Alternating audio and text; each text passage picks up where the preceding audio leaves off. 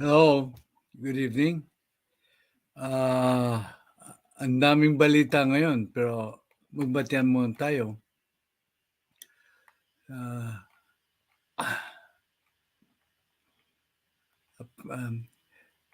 First, I'd like you to support the channels of Judy Basco, Trick Sevilla, Liri Ragasa, Lady Queen Bee, The Pet Lover, Kaklea Fontello, Ryan, Lady Net, Charlie Kim.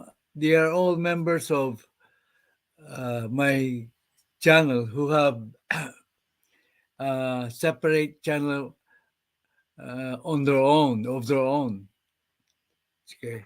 Don't forget also to support the channel of Tessa Vargas and her SSS family members who have been supportive of this channel a long while ago, and also support po the unit team of BP Sara and PBBM. Okay. So, first of all, I would like to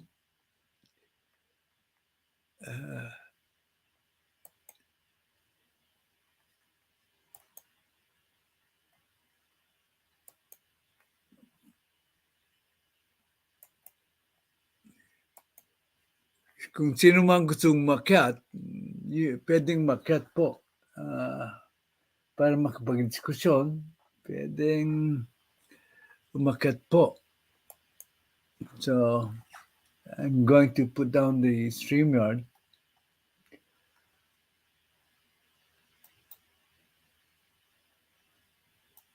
There you go. So, first of all, may pinadala sa aking video si Maribel Bala about a South Korean Coast Guard firing a machine gun on Chinese vessels na poachers. This is taken years ago. Unfortunately, I couldn't find the video, but that pinadal sa akin ni Miss Marbles Bala, but I promise her I'll play it. Ang point po dito, kung yung bully ay nilalabanan mo, ay hindi din pala alma. So, I will play the video little by little, baka makapiright po ako. This is coming from Arirang News of South Korea. Baka makapiright ako. So,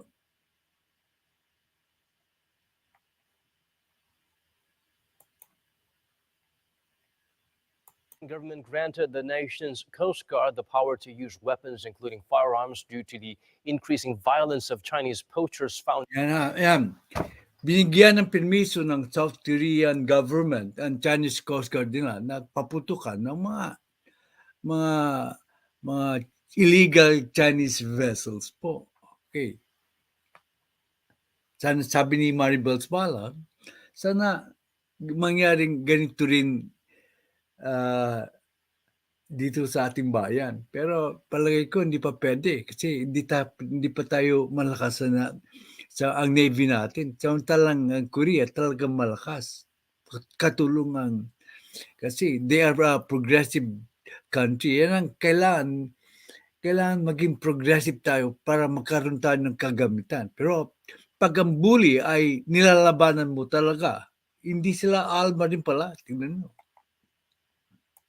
In the West Sea is turning out to be the right move as a situation that could have turned dangerous and potentially. Okay, the right move pala yung pagpaputok ng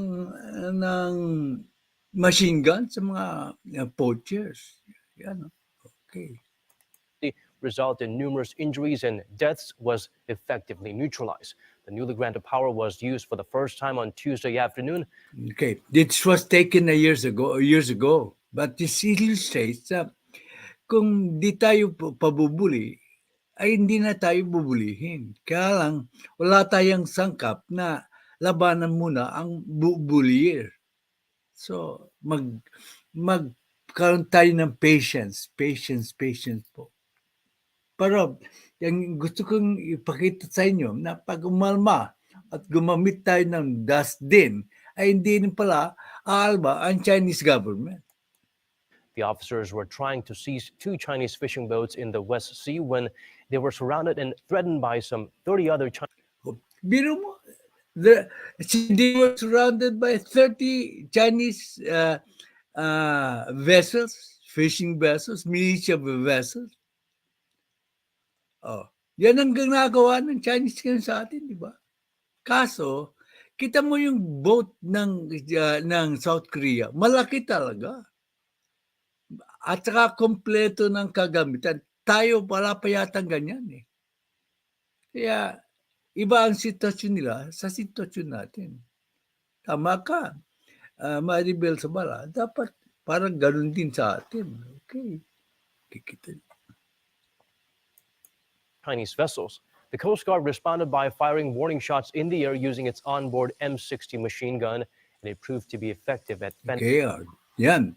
Pinaputukan na yung mga Chinese vessels. Hindi rin pala aalma yung mga Chinese. Okay. fending the attackers off. The crews of the 2 vessels were arrested and were transferred to the Incheon Coast Guard Pier. Okay. Yan po ang unang video natin. Pinadala ni magaling na medalist natin kanina yan, si Maribel Sabala. Miss Maribel, as I promised, I will look into it. I will play it. Hindi ko lang mahanap yung original video na pinadala mo sa akin. At saka isang pinadala sa akin ni Miss Maribel Sabala, yung news about the inflation rate. Okay. Magandang balita yun. Yung nag-decrease po ang inflation rate. Tumataas ang presyo ng bilihin, pero at a lower pace po. Ayaw ko kung nasan na yun. So, tingnan natin ang news. Puro news lang muna ito.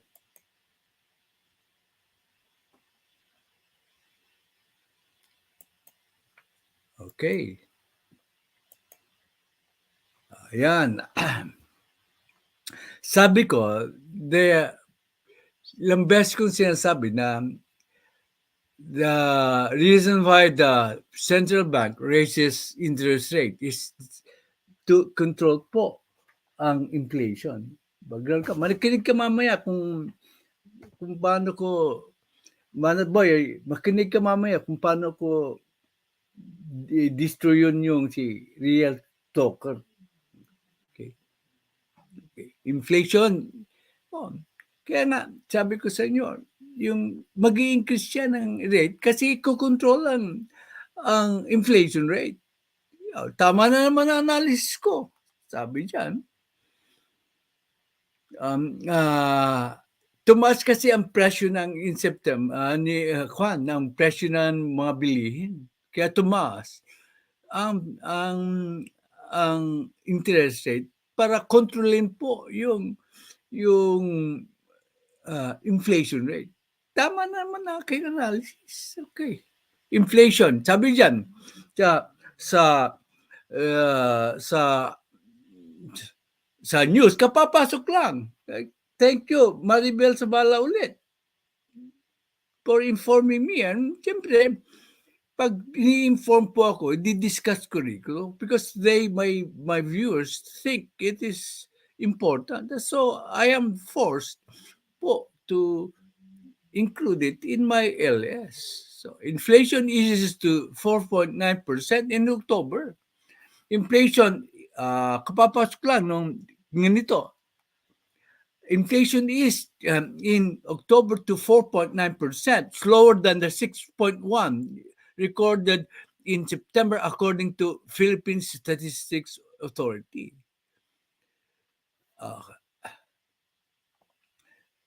This event was even lower than the Bangko Sentral forecast of 5.1 to 5.9%. Maganda. Paano nangyari yun? Ito po yung analysis ko noon na walang naniniwala karamihan na nang-iimbento lang yan.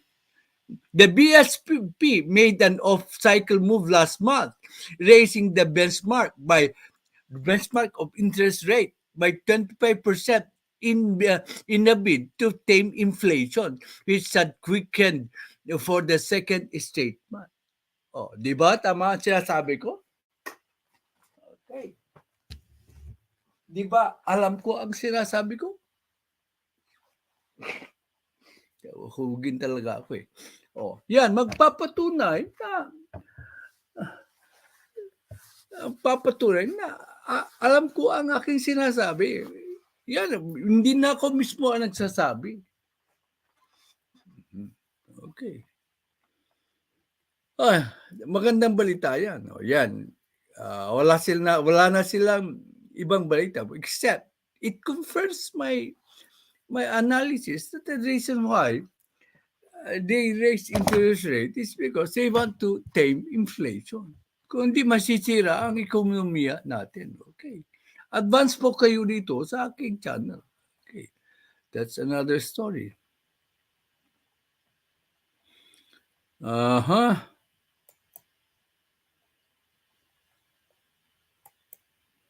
Ito, bagong balita.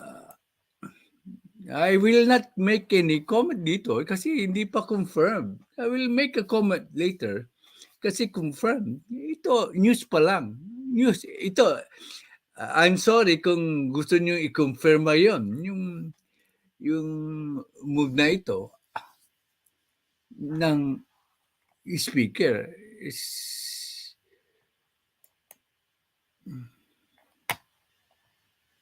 ito.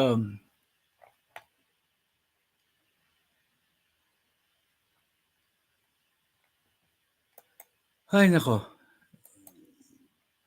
Politika talaga, no? Ito. Politiko is the source po. Yung mga chismis parating nanggagaling sa politiko. Sabi ni Maribel Sobra, I was bullied, Jack, and ever. I was bullied in my elementary days until I reached grade 6. I looked at my bully and said, try it, and she stopped. She knew. I was saying, oh, again, we get the medal again today. Because you, bakit ba? Kaparating nakakakuha ng medal kasi ang gaganda ng feedback mo. Okay. Maribel Sabala gets the first medal today. Oh.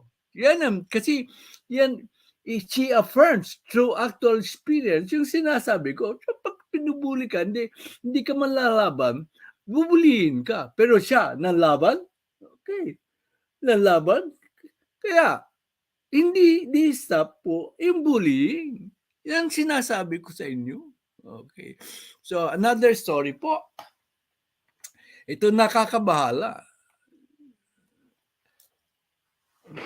Hindi po ako magko-comment kasi hindi pa nangyayari. Pero binabalita ko na sa inyo. Castle's crumbling. GMA set to lose Deputy Speaker post for refusing to condemn Duterte's attack on Congress. Tony Pet Albano add as replacement. I think they're going to punish Gloria Macapagal Arroyo daw because she refuses to toe the line. I will not make a comment on that. I'll just say to you the news story. Okay. President Markey, President, okay, palaking ko ng konti para mabasa nyo.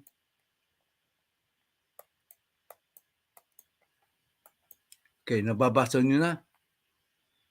Ay, may nakabara. Paano ba tatanggalin ito?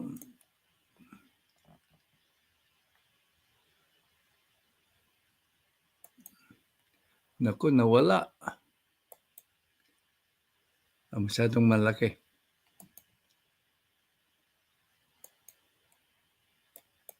Okay.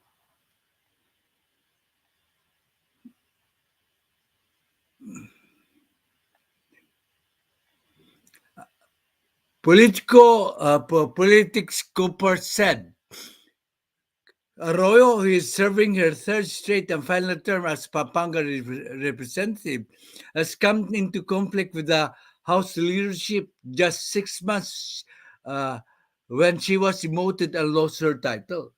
Yan. Scoop po yan. Pero hindi pa nangyayari. Remind you, hindi pa po nangyayari.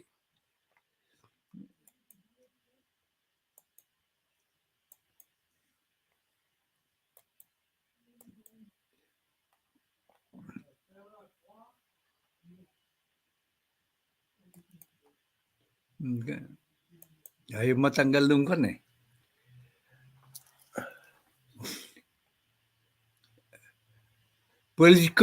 Cooper said Isabella Representative Tony Pet Albano was among those being considered to fill in the anticipated vacancy in the deputy speaker post.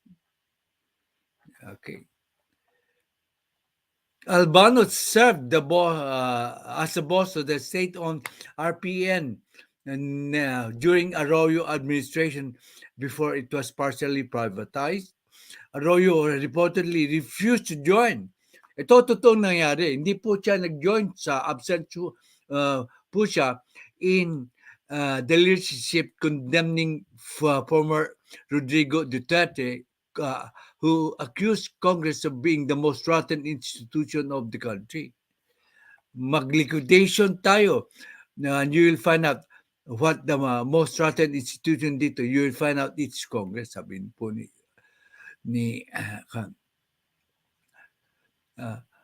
the House of Representatives issued a letter from the Commission of Audit which cleared the chamber members of any suspension, notice of allowance, or notice of di ko mabasa. Charges, okay. Pero mayroong clearance po ako.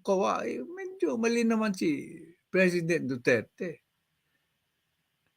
I think, dito mawawala na naman ako ng subscription kasi yung mga DDS magagalit sa akin ngayong araw na to. Okay. So much for that. So, puro ka na lang yung iba. So, there is a possibility po na matatanggal si Gloria Macapagal Arroyo sa kanyang remaining position as Deputy Speaker. Hindi po senior, yung mas mababa po roon. So, nung galawan po ito, medyo nakakabahala po sa akin palagay. Pero hindi ako magkukomento muna.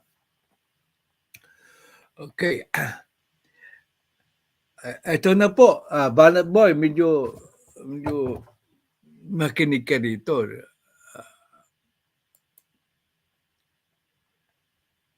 Ang thumbnail ko, Sandro Marcos, Beenanatan sa FB ni Mr. Realtalker. Ang Batang Nakikisawsaw sa Isyu ni FPRD. Yung issue na tungkol sa pag-threaten niya ng sa napapatayin yung si France, kung sino man yung si France, sa Kongreso. Yan. Ipaparinig ko, ito pinadala sa akin ni Red One. Sabi ko sa inyo, pag magpapadala kayo sa akin, maski ayaw kong makisawsaw, didiscussing ko kasi parang gusto nyo, yan ang topic ko. So, nasaan na ako? Nawala na naman yung aking StreamYard. Ay naku, hindi teke talaga ang tatay. Kailangan bumalik ako ulit. Sorry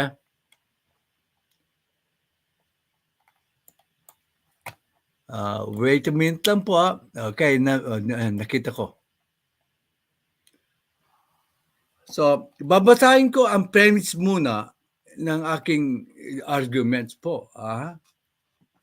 Nandyan nakaprint na po yung premise ng aking agreement. Ng aking argument.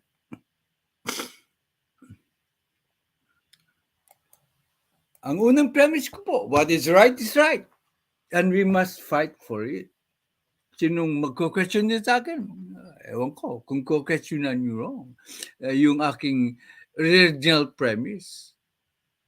Importante yan.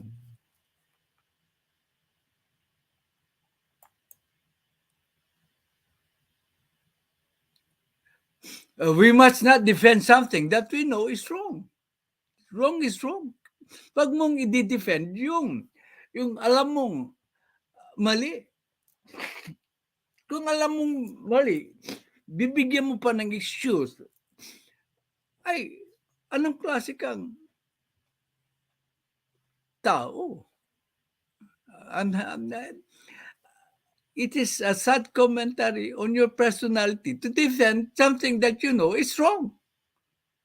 Masakit man salita yan.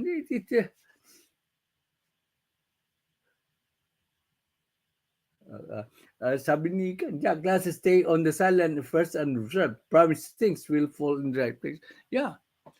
But then, this has to be taken up. Serious po ito eh. Okay.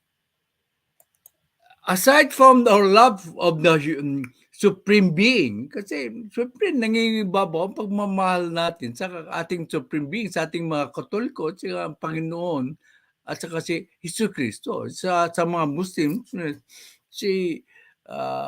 yung sinasamba nila, through Muhammad Ali, na propeta nila, Allah daw ang sinasamba nila. Yung mga atheists, they believe in something, the universe, in si Gaia.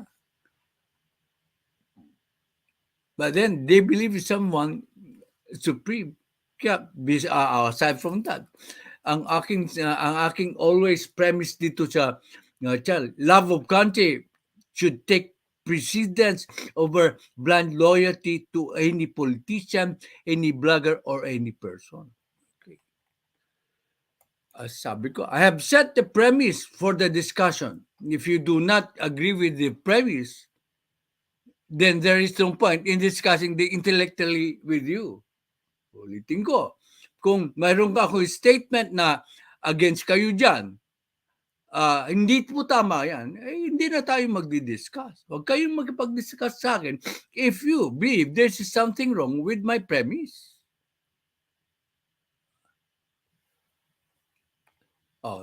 Ang question po dito, was the statement of FPRD channel right or wrong? Tama ba yung sabi niya? Hindi po ako nakasawsaw because I let it be settled in court. Hindi ako nakikisawsaw. Pero yung mga vloggers na hindi naman alam ang actual law, nakikisawsaw. Up to a point, may sinisiraan ng politiko using the wrong analysis. Katulad ng Batang na nagdudungon-dunungan. Pero hindi sapat, di ko sinasabing di siya matalino, pero hindi sapat ang knowledge niya tungkol sa issue. Mali-mali pa ang analysis niya. Hindi ko sinasabing hindi siya matalino, pero sa aking palagay, hindi sapat ang katalinuhan niya para makisawsaw sa issue. Kasi hindi ako nakisawsaw. Ngayon ko lang i-discuss kasi pinadala sa akin, parang gusto nilang i-discuss ko.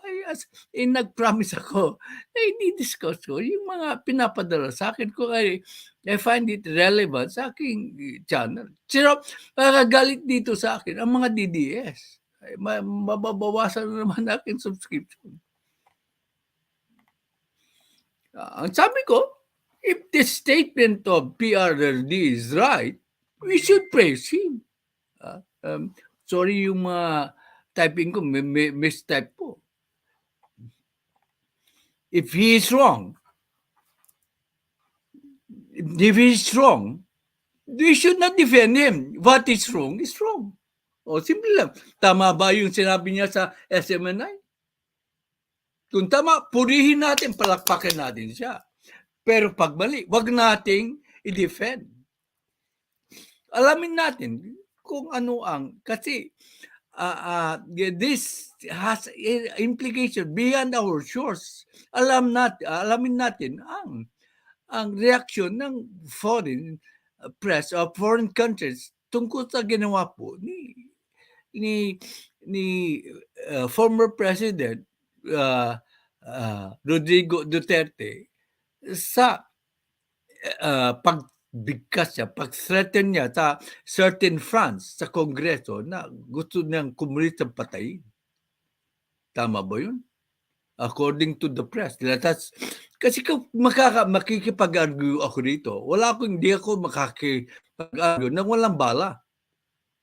Ito, yung foreign na, sila ang adjudicator ng rightness or wrongness of the issue because they are just an bystander. Para bang sila ang huwes sa kanilang point of view po, hindi po nila hinuhusgahan. Pero ito po ang sabi ng foreign press.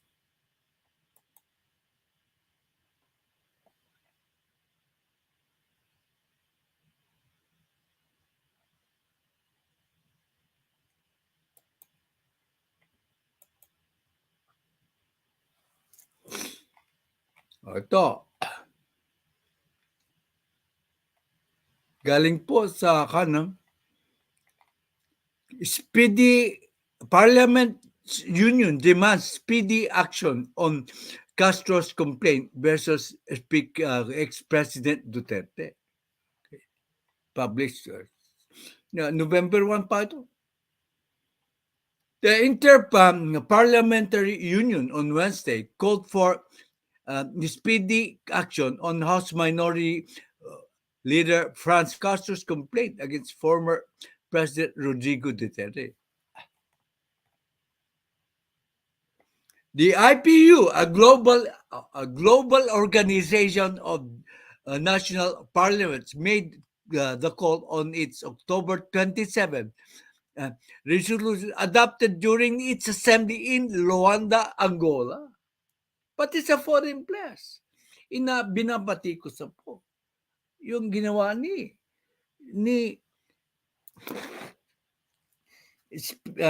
ex-President Duterte. Hindi po ako nagsasabi. I am just reading the news. Okay. The Governing Council of the International Parliamentary Union is appalled that the former President of the Philippines directly threatened on air. Totoo naman po, the life of a member of a parliament. The IPU said it fears the alleged threat may deter other lawmakers from speaking out. Ang mangyayari, matatakot na yung mga lawmakers kung natatakot tayo sa sinabi ni ex-President Duterte. Yun ang masamang effect niyan. Wala na. Kasi matatakot ang buhay nila. Tama ba yung ginawa ng Presidente? Kayo na humusga. The IDP demands, in the light of serious concerns arising from this situation, the treatment of Ms. Castro's complaint will proceed speedily and wishes to be kept informed with this regard. Yeah, dinipend ko nga yung pulisiya ni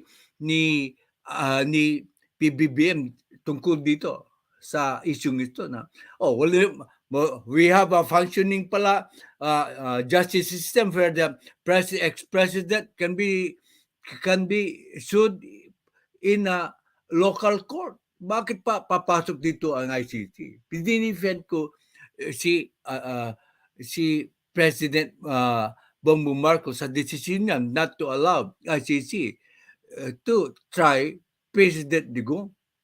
Kasi may functioning justice system tayo. In the past few days, I have been praising President Rodrigo Duterte because bumili siya ng makagamitan tungkol po sa seguridad ng ating bansa. Punuloy ko yan ng prate 3 straight days. Kaya hindi nyo po masasabing anti-Duterte po ako. But fair is fair. Yung pag-atake niya ng mga vloggers sa ating Kongreso at dinidefend si PRD, kahit na alam nila mali po yung ginawa niya, ay hindi po nababagay sa ating bansa. Magiging banana republic na tayo kung we allow a certain person to hold hostage the members of the Congress just because he threatens them, he threatens to kill them. We are going to be a banana republic. So, as I said, do not defend something that you know is wrong. Okay. So, steps, that is my first comment po. Anong depensa ng anak niya? Si Paulo Duterte. Dito, himayin natin ng isa-isa ang depensa niya. Again,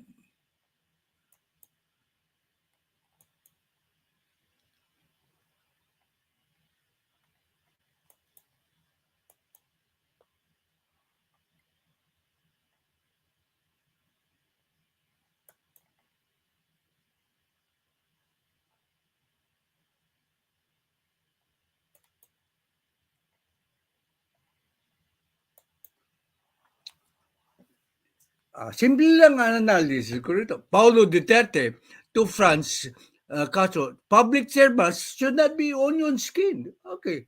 Hindi na sinasabi na tama o mali ang kanyang ama. Siyempre, ama na yun eh. Pero alam niya na mali yung ginawa ng kanyang ama.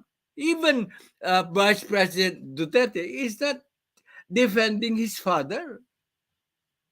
Ito, sabi lang niya, actually, it's not a defense of his father. It is an attack on Franz Castro. Public servants should not be onion skin. Defense ba yan kay Presidente Duterte na tama ang ganyang ginawa? Mag-isip kayo. Even his son cannot defend the statements of his father. Even President Duterte is now silent about the incident. Diyos ko, mga hindi ko na nire-replay ang sinabi niya. Okay. Ngayon, anong consequence nun? Yan na, malinaw. Tahimik siya. Hindi nila may defend po si Presidente Duterte. Anak na niya mismo. Hindi na may defend na tama yung tatay ko sa pagsabi. Ang sabi niya, ay wag ka masyadong onion skin. Okay. Sabi ni Maribel Sabara, there's one thing wrong with FRD is consistency. One time he is said one thing and the other, yeah, that's true. I think age is finally catching up with, sad to say, age is finally catching up with our former president. Kapik sa balikat, sabi ni Inaro, magaling na bagger yan. Okay. Ano nangyari? Pati-partido po niya, hindi siya inaayunan. Siya ang chairman po ng partido ng PDP Laban. Nung minsan dito, tinapik ko na si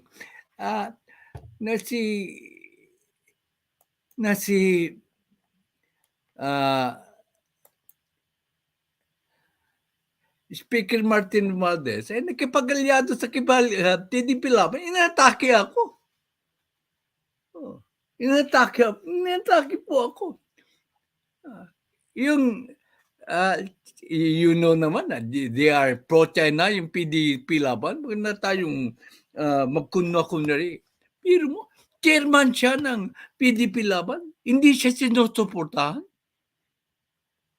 Sasabihin niyo ulit, nagsisinungaling ako. Ito po. Ito po.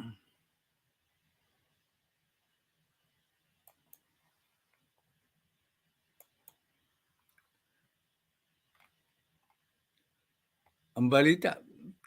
PDP Laban supports the speaker. Okay. But the actual news ay hindi yan. Nako. Yan na.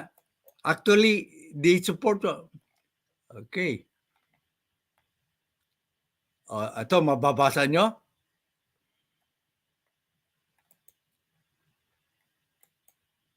Kaya, uli-uli, kung bata, kaya hindi, wala kang sufficient na knowledge sa issue, huwag kang makikisawsaw. Kasi may mga, may mga, may mga mahuhusay na analista, katulad ni Banat Boy, na susupalpalin ka. Okay, ito. Even the Partido Demokratiko Pilipino Lakas ng Laban, di po ako nag-iimbento dito. Party chaired by former President Duterte. Siya ang chairman, siya ang pinakamataas. Sa na opisyal ng PDP Laban, siya ang chairman eh. As also assured Romualdez of their continued support. Ano yan? Ibig sabihin, hindi sila nag-agree sa ginawa ng presidente, ng former president. Ayan, hindi po ako nag-iimbento. Hindi po ako nag-iimbento. The PDP Laban reaffirms, ito ng PDP Laban ang nagsasalita, our steadfast support for House Speaker Martin Romualdez. Yan yung sinasabi ko na nakipag-alyansado yung si Speaker Romualdez sa makaprocha ng PDP Laban. Pero political move yan eh. Politics is addition. Hindi po. Hindi po subtraction. Ginagawa ni Speaker Martin Romualdez, yung ginagawa ni PBBM, politics is addition po.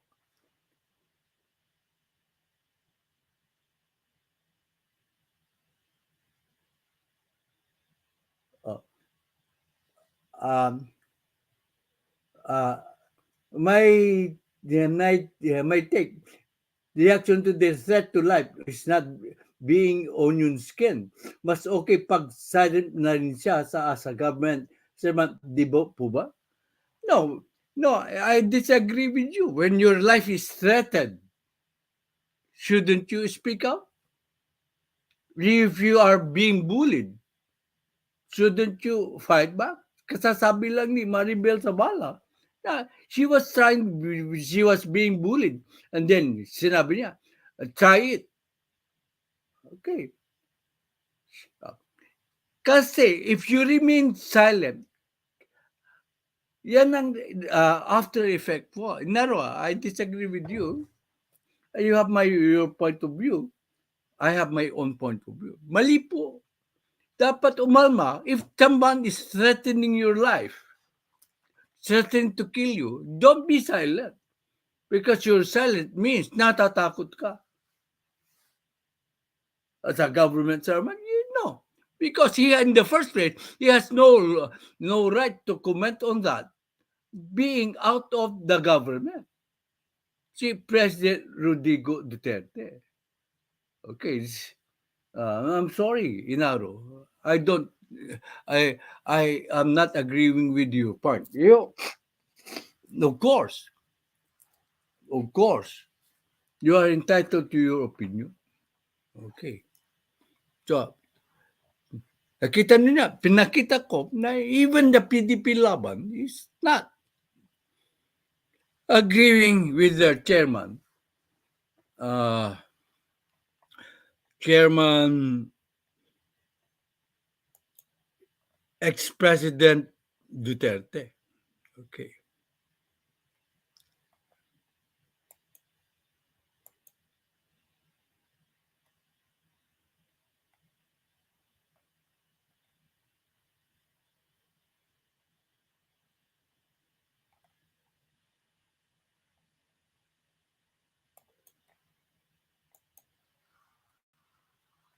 Okay, ito na. So, isa pa. I'm sorry, I didn't get your point. I'm sorry, Inaro. We are on the same side. Yes, that's what I mean. For that, you get the second medal po. Yes, see, alam nyo, marunong umako ng pagkakamali. Si uh, host Tatay Jack first nyo. Yes, that's what I mean, Tatay. Sana magsalit si Younger Duterte. Oh, through that, you get the second medal in a row. See? Thank you for the clarification. Okay. Tama. Naging salit na lang sana siya. He should not defend something that is wrong. Kaya nga, hindi niya dinefend yung father niya. Ang ginawa niya, inatake si Franz Castro. Oh, simple lang. Okay. Ito po. Don Gonzales resigns from PDP Laban over President Duterte's rotten remark. In this case, ay pinapalakpakan ko si Don Gonzales. Although mayroong political motive yan. Pero it shows na they will not always go along with something that is wrong. That is the right attitude po. Kasi ayaw pangalanan si ex-President Duterte, pero pinangalanan niya sa resolution. Kasi nagkaroon ng resolution ang House of Congress na condemning the statement of the ex-president. Biro nyo. Tatakutin niya ang isang membro ng Kamara. Kaya napilitan si Sandro na i-defend po. Ngayon, inaatake siya kasi dinidefend niya ang reputasyon ng Kamara. It shows you the mettle of Sandro. Na the essence of Sandro as a Marcos who loves the country first before any loyalty to any politician, blogger, or person. It shows you na his political career might be at stake, might be put into danger because of his not siding with President Duterte. Yan ang kailangan nating politiko na when he sees something that is wrong, is going to say it is wrong. And he's going to defend the reputation of Congress, of which he is a part of Congress. Remember that that Sandro Marcos did not Partido Federal ng Pilipinas did not sign with the speaker in removing the confidential funds of Sara Duterte. Remember that? Siya nga ang nagpatigil nag-move to end the deliberation sa initial hearing ng confidential funds ni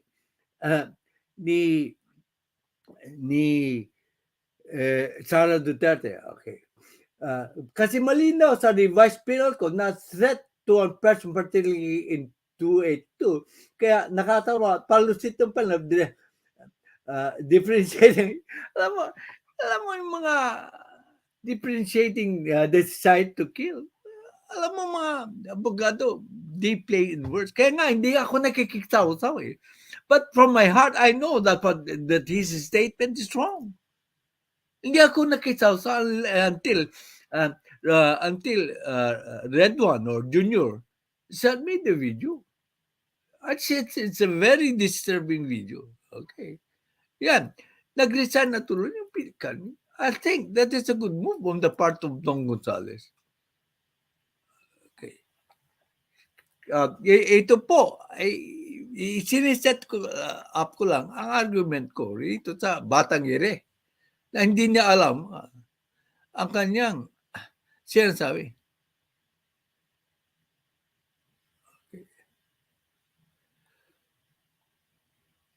Sabi diyan, the Pampanga 3rd District Representative made the moved right before he named the former President PDP Laban Chairperson Rodrigo Duterte as a person who called the House of Representatives a rotten institution. Dapat hindi na kasi nakikisawsaw si President Rodrigo Duterte. In fact, sinabihan yata siyang ni Sara Duterte na tumahimik na lang siya. Kasi yung SMNI, parating sinususulan yung matandang presidente natin. Alam mo, minsan, nadadala ng susul yung matanda. Ngayon, alam niya, nagkamali siya, salit siya. That's a good move on their part. Ngayon, nakita nyo ang depensa. Walang nagdidepensa kay PRD, former PRD, except yung mga vloggers. Except po yung mga vloggers na pilit binibigyan ng excuse ang ginawa po na pag-threaten ni FPRD sa isang membro ng Congress. Sabi niya, ikaw, France, isa sa mga komunistang gusto kong patayin. Isa sa gusto kong patayin. That's his play, just his side to kill. Gusto kong patayin. That play on words para gusto kong patayin. That means whatever panel says, it's clear na gusto niya patayin si Franz Castro. Pwedeng di siya. Kung may sa ulo na iniidolo si PRD at since gusto ni na PRD na patayin si Franz, isasagawa niya just to follow yung suggestion ni PRD. Ganyan na nangyayari dito sa States. Yung mga siraulo po ay maiinggan yung sundin yung utos ng yung sinasuggest. Same writing decision that's been going doing with this. Kaya bakit ngayon lang sinasabi? Okay, right again. Second medalist po. Yan. Pero pakinggan po natin ang Batang ire na walang sapat na katalinuhan yata sa kanyang sinasabi. Inuungkat niya daw pati yung pagkapanalo ni PBBM. Uumpisan ko na. Bakit mo uungkatin yung pagkapanalo na BBM na utang niya kay President Duterte? Hindi. May kandidato si President Duterte, si Bongo, walang nangyari. Kung di makasali si katambal ni President Bongbong Marcos, si Sara Duterte, kasi hindi kakandidato si Sara Duterte, natatalo pa rin si Leni Robredo kasi nadaya lang siya. May sympathy vote. Diniscount ko na yan. Analysis ko na yan. Ilang beses na sinabi, kung di man niya katandem si Sara Duterte, assuming na naging mayor pa rin siya, kasi wala naman siyang balak tumangpo, sinabi na na, matatalo pa rin si Speaker, si Vice President Leni Robredo sa laban ng PBBM at saka si Leni Robredo. Bakit? Kasi may sympathy votes po si PBBM. Yan po ang argumento ni Daryl Yap na ginagamit niya ngayon. Hindi po utang ni President Marcos yung pagkapanalo niya. Ang utang niya kay Sara Duterte is yung malaki ang naging agwat ng butuan laban kay ex-Vice President Robredo. Yun ang utang na loob na na tinatanaw ni ni PBBM kay Sara Duterte kasi lumaki ang lamang. Hindi yung pagkapanalo ang pinag-uusapan natin dito kasi kung one-on-one ang laban ng Robredo at saka PBBM, sigurado na panalo siya. Kaya lang, baka magkaroon ng duda. Ngayon pa lang, laki-laki ng lamang niya. Pinipilit si Lenin Robredo daw ang nanalo. Kasi kung malit ang panalo ni BBBM, question yan ang panagkapanalo niya. Kaya may utang na loob. Hindi kay President Rodrigo Duterte, kundi ang utang na loob niya ay kay Sara Duterte. Uunahin ko na nga. Pero that's water under the bridge. Ang pinag-uusapan natin dito is kung tama po ang ginawa ni Rodrigo Duterte na to threaten po yung life ng isang kongresista. Kung tama po yun, ay nako, papalapakan po siya. Pero hindi tama eh. Magiging banana republic na tayo. Kung we allow a certain person to hold hostage the whole Congress. Sabi nga ng International Parliamentary Union na it will deter other Congress members from speaking out. So, ito po ang nakakasira kay Sara Duterte. Kaya lumalakas po si Speaker Martin Romualdez. Yung mga DDS na ganito, vlogger, ang sumisira. May mga DDS kasi matitigas din ng ulo. May mga BBM vlogger din na matitigas ang ulo. Sabi ko, wag na mag-away-away. Paparinig ko na sa inyo ang sinasabi ng walang sapat ng katalinuhan sa isyong ito. Hindi ko sinasabing hindi siya matalino. Ang sabi ko, sa isyong ito, wala siyang sapat na katalinuhan. Okay. Nakita mo, buwan na yung diskusyon ko ngayon. Ipapakita ko ay yung ito, marinig nyo, 5 minutes po, uninterrupted po.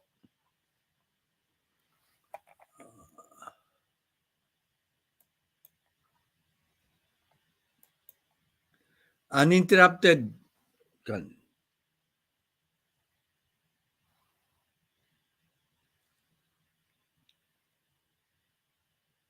During the break, there were threats against one of the House members and the House itself. So I believe this is a show of solidarity, not only towards the speaker, but for the institution as a whole and its sanctity. I could not give you the exact date, but I understand that it was done on a certain TV network. Nako, ginawa niyo pang blind item. And some words were said to malign the reputation of our institution. Reveal niyo na, Sandro.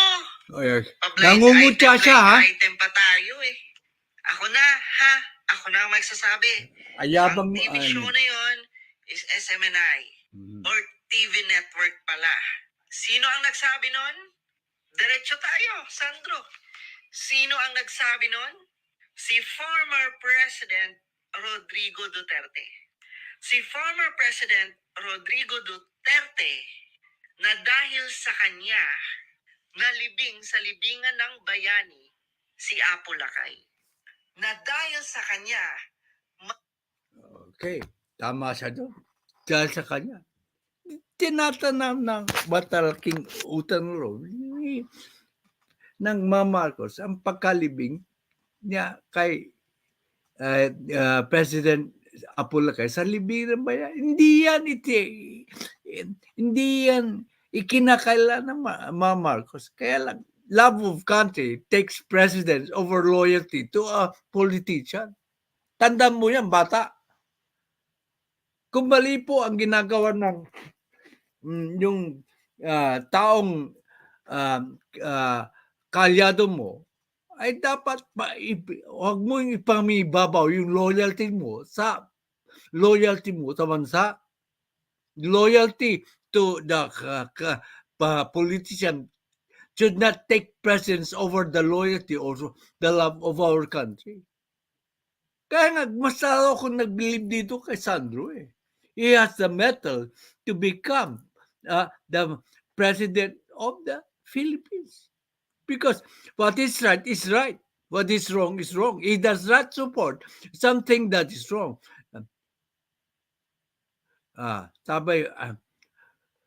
Sabi ni Inano, Tatay, hindi po ako bumuto kay BIM, but I agree on your analysis na PBM will win just the same. Hindi lang ganun kalaki ang margin nung nauna nga ang mga Marcos bago po ang mga Duterte. I told you. Hindi niya alam ang sinasabi niya. Ulit. Hindi po ikinakaila. Pero once he endangers the sanctity of a beloved institution of our country, that is something else. One should speak out against it. Gusto nyo tatahimik na lang si Sandro Marcos na tulad ng ginawa ni Gloria Macapagal Arroyo at tumahimik? Kaya ibang klase ang mga Marcos.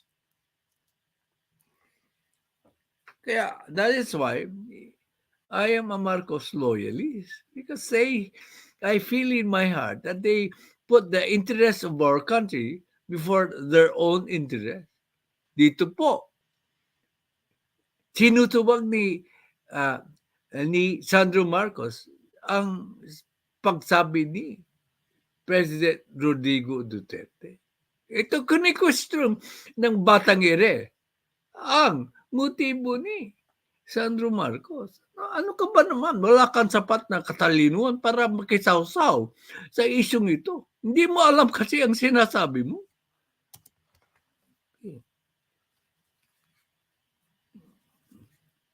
Puputulin natin. Si Apulakay. Na dahil sa kanya, malaking porsyento bakit nakabalik ang mga Marcos. Mali po. Mali ka pa dyan. Kasi, diba? Ang majority. Kasi may kandidato si Rodrigo Duterte nung halalan 2022. Si Bongo, si Bato. Walang binatbat po si President Duterte sa kanyang kandidato. Kasi mas malakas si Sara Duterte na sinuwag yung tatay niya. Huwag mo sabihin sa akin yan. Sa amin yan. Kaya kami nasaktan kay Daryl Yap dahil sa mga pinagsasabi niyang kabalbalan.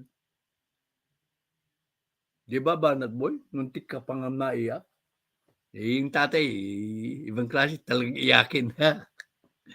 Yung bata, wag kang mag-isawsaw kung di mo alam na ang sinasabi mo. Maski wala ang suporta ng Rodrigo Duterte, panalo pa rin si PBB, maski hindi niya katandem si Sara Duterte, mananalo pa rin kasi hindi ka kandidato si Sara Duterte bilang pagka-presidente.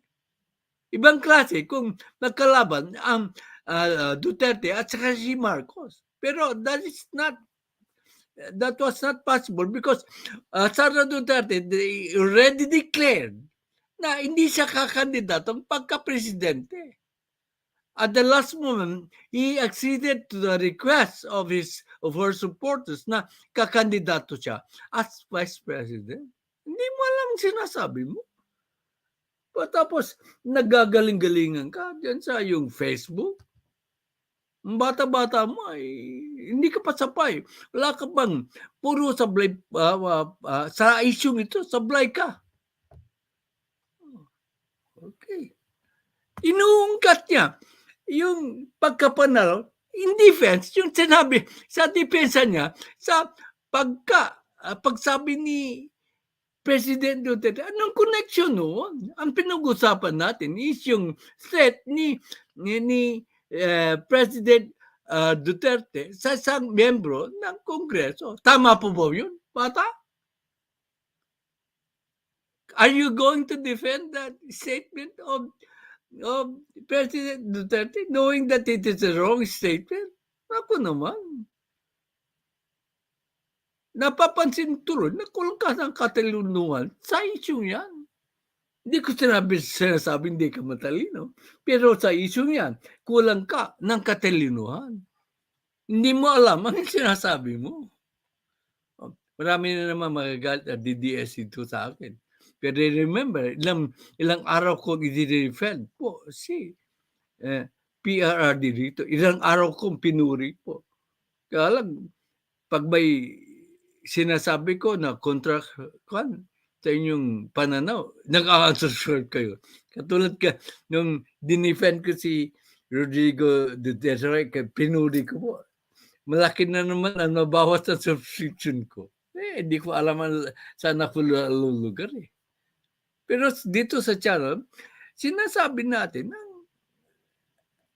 ang correct po na pananaw. Fair is fair po. Okay. Ulit.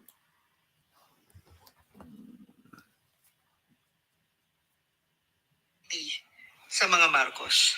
Yes, maraming loyalista, pero hindi nyo po maipagkakaila na marami kaming mga Bisaya. Visayas, Mindanao.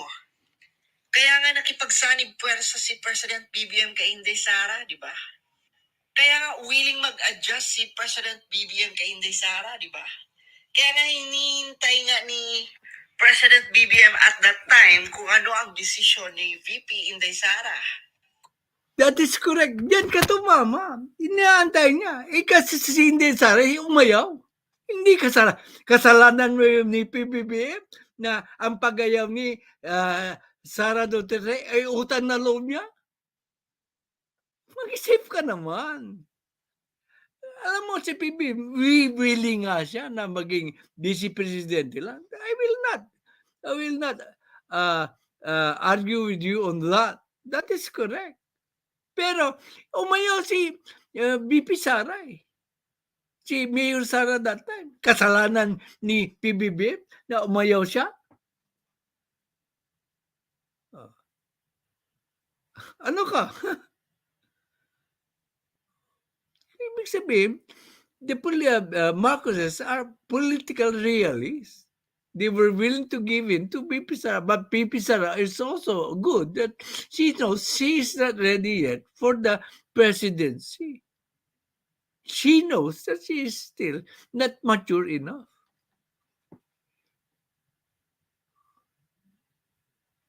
Kaya, ikaw, batang ere, huwag kang magsasalita nang hindi mo alam.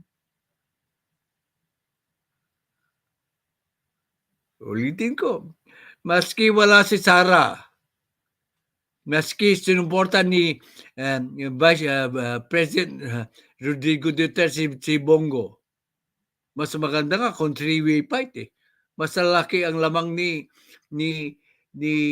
Bongbong Marcos. Three-way fight between between PBBM, Bongo, and Leonardo Bredo. Ayun ko, lalong lalaki ang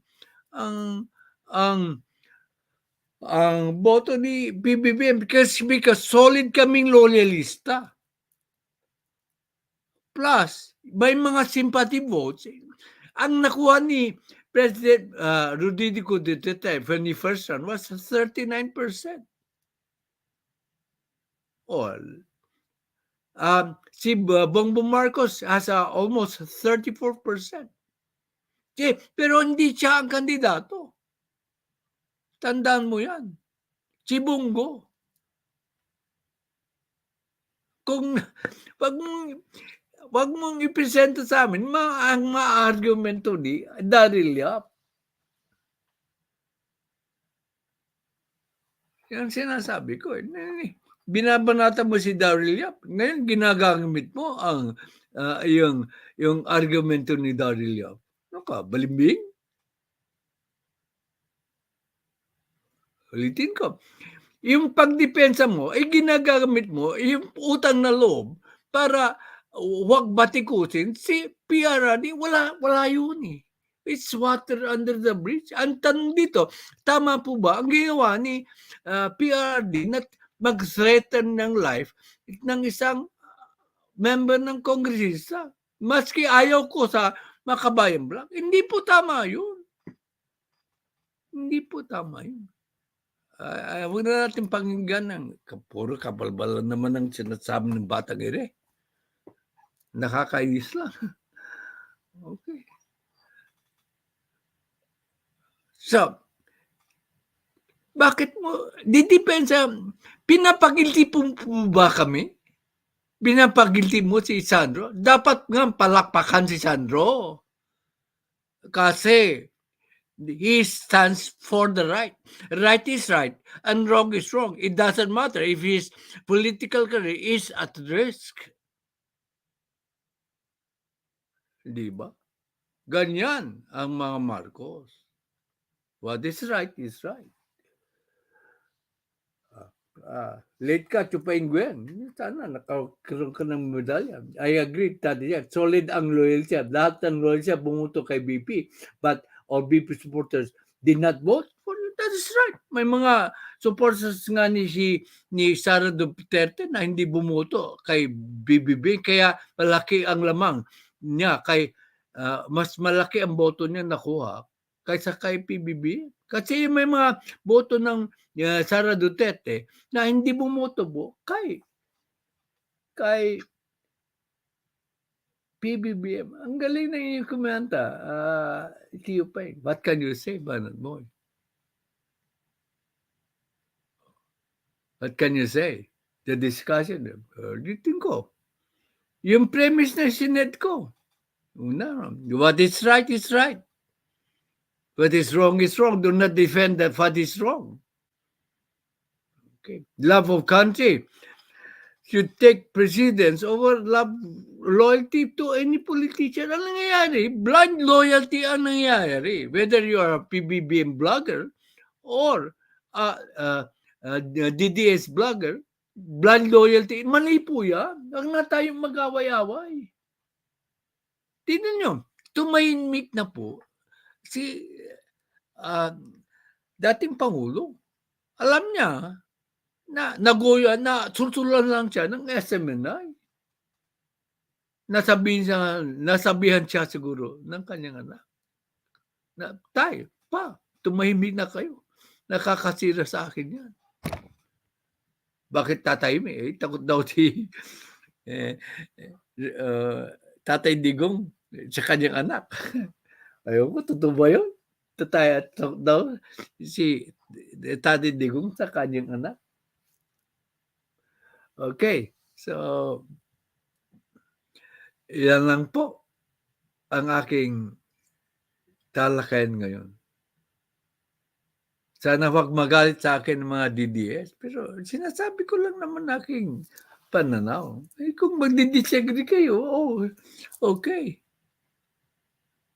Kung magdidisagree kayo sa aking point of view, okay lang. Pero opinion ko po yun, hindi yun facts.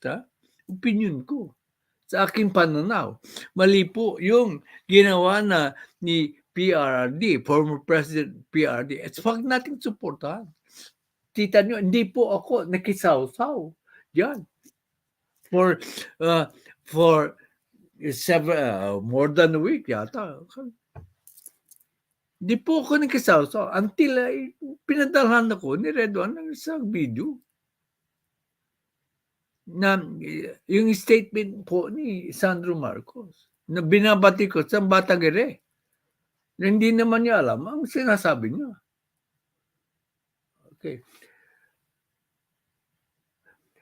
Even if I voted for PRD, but manawagan na bio it's wrong. Correct. Tiyo Paeng. Okay. Okay. That's the end. Hindi ko na pa, marami nang pagod sa inyo. Hindi ko na pahabain ang aking LS. Tama na po yun. Bye and take care. And take care of your health. Health is wealth, sabi na. And Bandit Boy, thank you po sa pagbisita sa aking vlog. Okay. Kita mo kung gaano kako kapatas. Ha?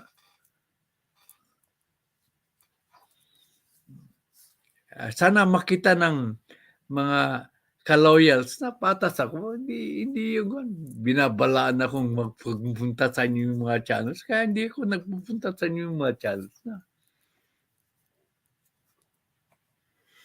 Okay. Bye. I love you all. I have no time to play yung isang funny lady Queen V, the Pet Lover. Maganda sana yung bagong short niya tungkol sa my best friend na aso. Ayun, ganda. Ang heartwarming po. Sa next time na po, na lang po. Okay, I'll try to break now. Sige, ang aga pa naman.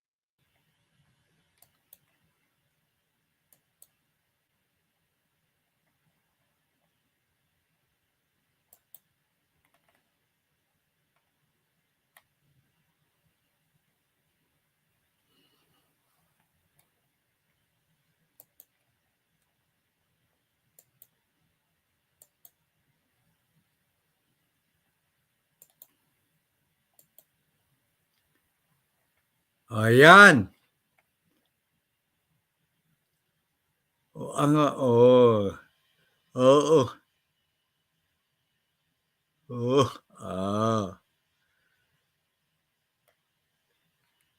Ay, mali yata. Mali yata yun. Si Lady Queen B yan eh. Hindi. But,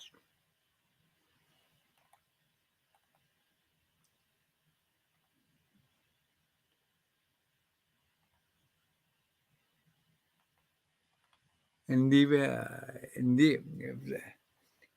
Mali yung video na present ko. Pero, okay lang. Sa susunod na lang. Okay, bye-bye na. Bye-bye na po. End that stream na po. Okay?